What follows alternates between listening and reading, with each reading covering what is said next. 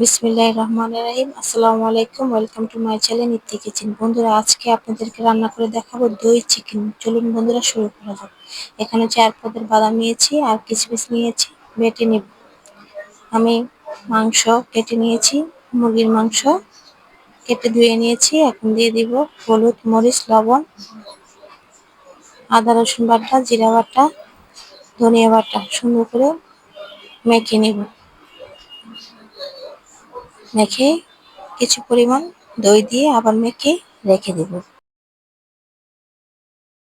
এখানে একটা কড়াইতে তেল দিয়ে দিয়েছি। এখন চিকেনগুলি ভালো করে আমি ভেজে নেব।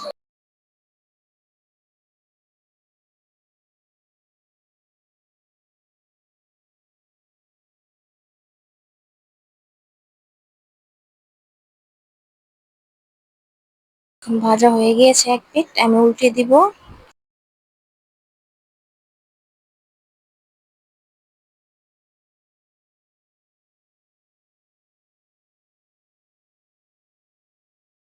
এখন আমি চিকেনগুলো উঠিয়ে নিব।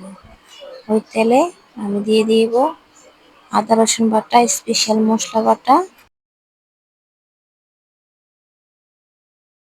এখন দিয়ে দিব পেঁয়াজ বাটা, কিশমিশি বাটা ও 4 পদের বাদাম বাটা।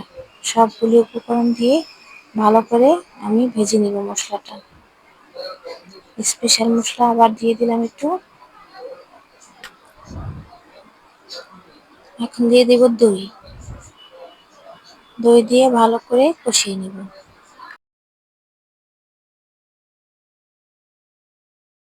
তেজপাতা, একটা তেজপাতাকে 2 পিস করে দিয়ে দিলাম কিছু লাল মরিচের পাউডার।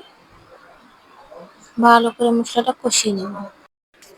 এখন দিয়ে দিলাম অল্প পরিমাণ লবণ, কারণ আমি ম্যারিনেটের ভিতরে লবণ দিয়েছি। এখন দিয়ে দিলাম কিছু কাঁচামরিচ।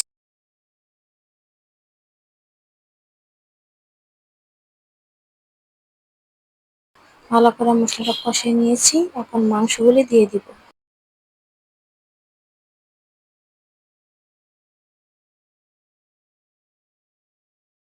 এখন ভালো করে মশলার সাথে মাংসটি মিশিয়ে নেব।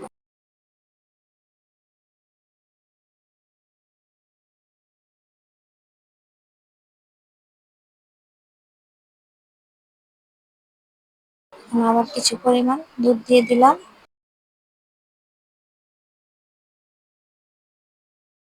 আমি আর পানি দিব না, এই দুধের উপরেই রান্নাটা হয়ে যাবে। এখন একটু ঢেকে দিব।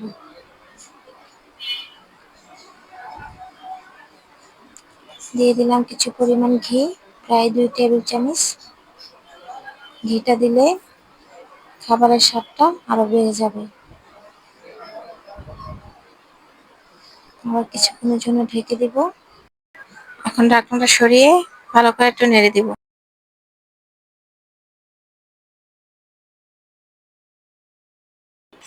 এখন দিয়ে দিব কিছু পরিমাণ ব্রেস্তা। ভালো করে একটু নেড়ে দিব। মাংসের তরকারিটা তেল উঠে গিয়েছে। এখন নামিয়ে নিব। এই তরকারিটা সাদা পোলাও দিয়ে খেতে সেই মজা।